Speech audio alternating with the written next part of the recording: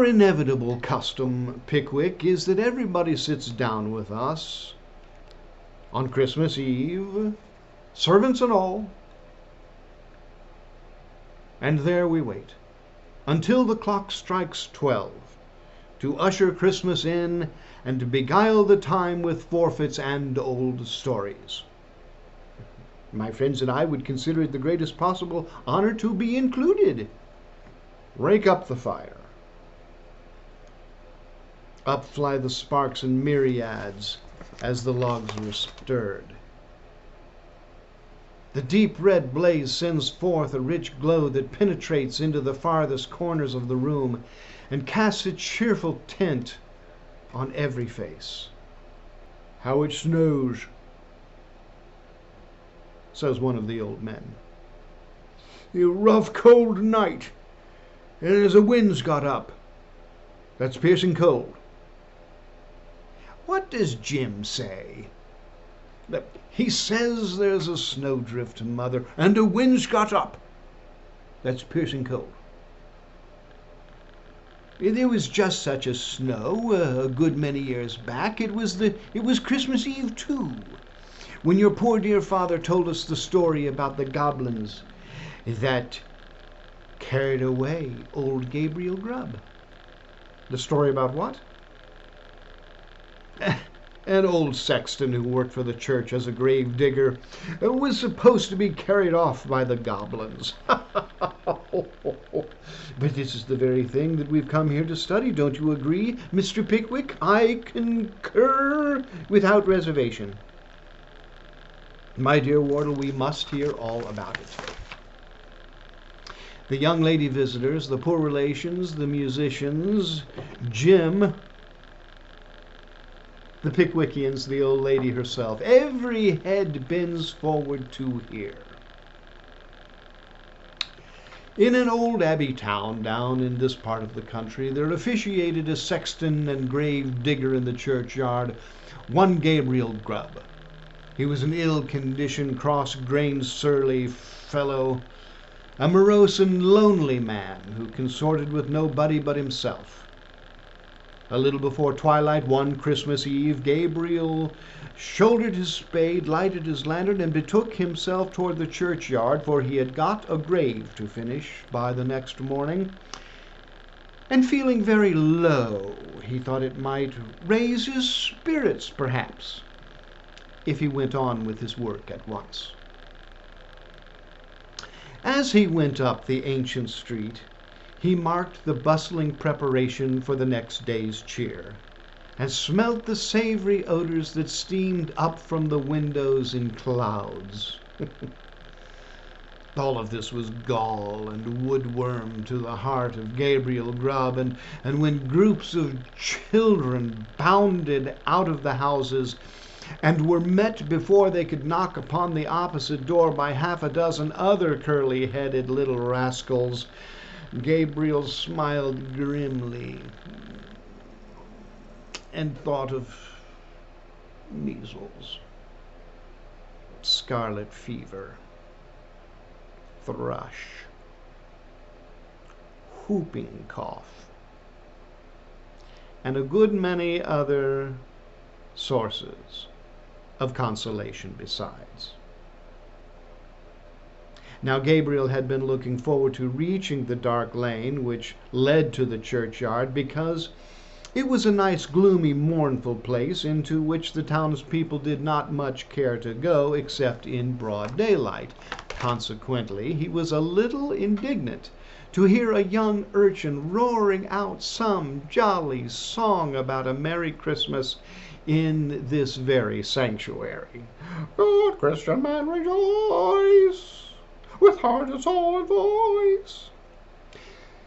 He found it proceeded from a small boy who was hurrying along to join one of the little parties in the old street. "Ox and lamb before him bow." Gabriel waited until the boy came up. "And he is in the manger now," and rapped him over the head with his lantern. "Oh!" "Let that teach you to modulate your voice." Entering the churchyard, he looked at the gate behind him. He took off his coat and, getting into the unfinished grave, worked at it with a right good will. The earth is hardened with the frost. It is no easy matter to break it up and shovel it out. But Gabriel Grubb was so pleased with having stopped the small boy's singing that he took little heed of the scanty progress he had made. Finally, Gabriel sat himself down on the flat tombstone and drew forth his wicker bottle. A coffin at Christmas. A Christmas box. Ho,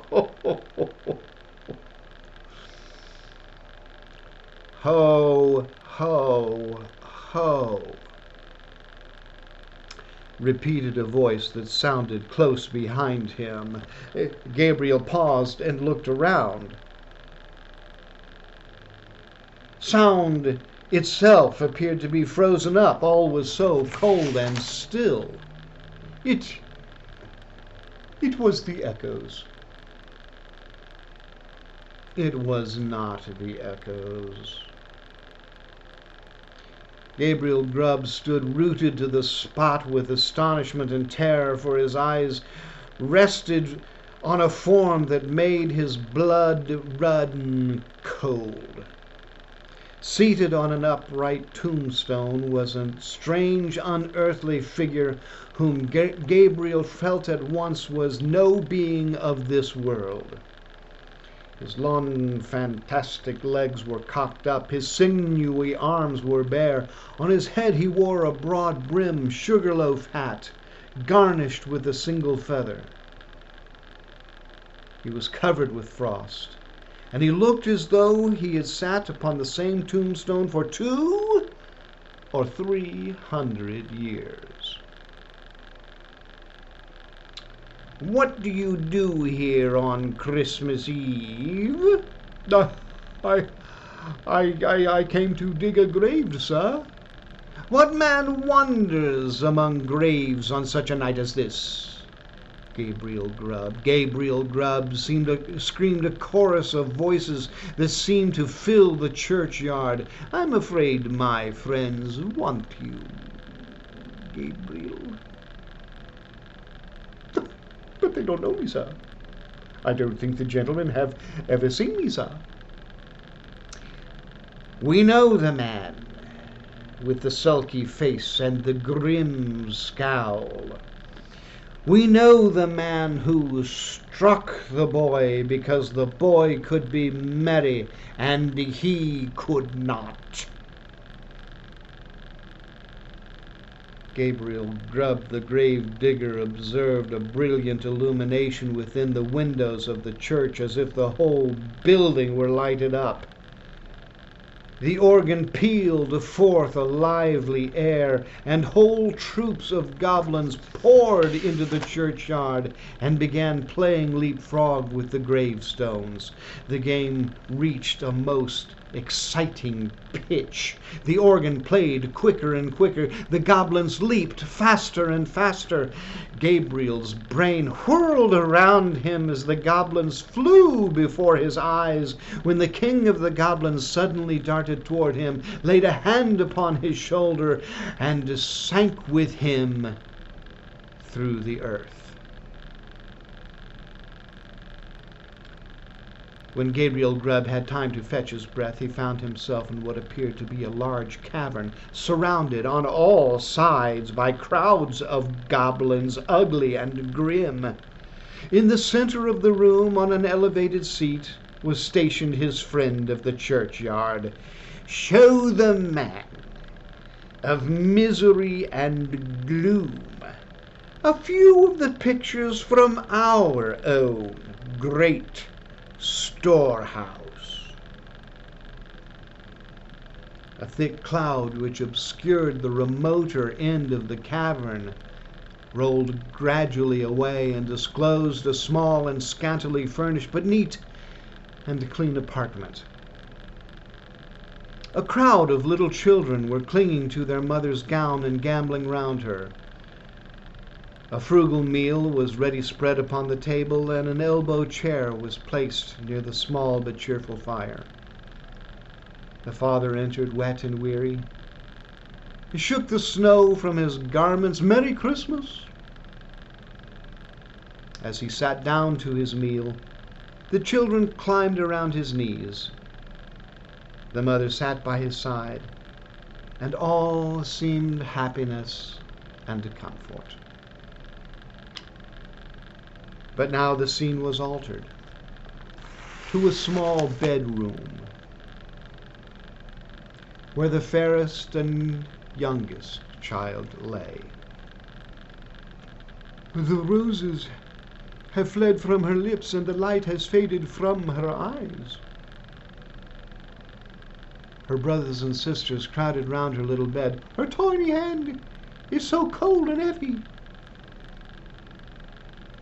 They looked with awe upon her infant face, for calm and tranquil as it was, and sleeping in rest and peace as the beautiful child seemed to be, they knew that she was an angel, looking down and blessing them from a bright and happy heaven.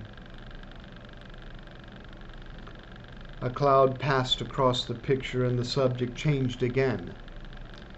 The father and the mother were old and helpless now, and the number about them was diminished by more than half. But content and cheerfulness sat on every face and beamed in every eye as they crowded round the fire and told and listened to old stories of earlier and bygone days. Slowly and peacefully, the father sank into the grave, and soon after the sharer of all his cares and troubles followed him to a place of rest. The few who yet survived them knelt by their tomb and watered it with their tears, then rose and turned away, but not with bitter cries and despairing lamentations, for they knew that they should one day meet again, and once more they mixed with the busy world, and their content and cheerfulness were restored.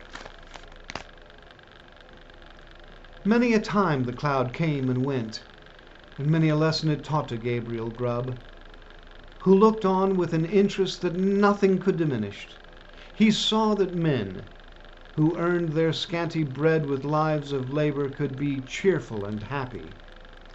He saw that the tenderest of God's creatures were often superior to sorrow, adversity, and distress, and he saw it was because they bore in their own hearts an inexhaustible wellspring of affection and devotion. Above all, he saw that men like himself, who snarled at the mirth and cheerfulness of others, were the foulest creatures on the fair surface of the earth, and setting all of the good of the world against the evil, came to the conclusion that it was a very decent and respectable world after all. No sooner had he formed it than the cloud which closed over the last picture seemed to settle on his senses and lull him to repose. The day had broken when Gabriel Grubb awoke and found himself lying on the flat gravestone in the churchyard. There are no traces of footprints in the snow where the goblins played leapfrog with the gravestones. But being spirits, they would leave no visible impression behind them. Gabriel got on his feet and turned his face toward the town, but he was an altered man, and he could not bear the thought of returning to a place where his repentance would be scoffed at and his reformation disbelieved. So he turned away to wander where he might and seek his bread elsewhere. After old Wardle's telling of the tale, the merry group turns thoughtful as a contemplative silence descends upon the gathering, though not a complete silence, as the contented snoring of young Joe can be distinctly heard from underneath the blunderbuss. Peaceful is the scene, and happy is the party, as the fire in the ancient kitchen crackles softly. And then, when everyone least expects, the 8-day clock on the wall slowly chimes 12. Christmas has come again. The revelers depart for the comfort of their beds. Outside, the winds blow the fallen snow into drifts that soften and obscure the landscape around the house.